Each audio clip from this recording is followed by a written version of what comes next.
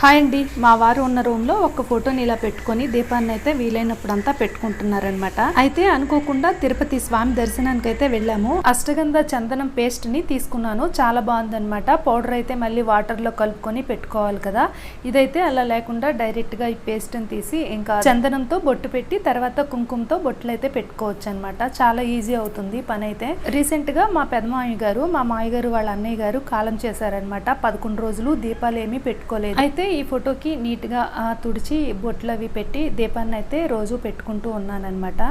ఒక ఫోటో అయినా ఎన్ని ఫోటోలైనా కంపల్సరీ తుడిచి ఇలా నీట్గా దీపం అయితే పెట్టుకోవాలి రోజు.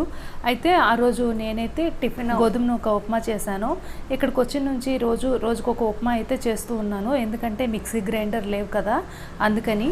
ఒక సినిమాలో మహేష్ బాబు హీరోయిన్తో అంటాడు, ఎంతమంది గుర్తుందో తెలియదు కానీ ఫ్యామిలీ ఉప్మాలు తినే బతికేస్తున్నారు అని. అలా ఉంది నా పరిస్థితి అయితే.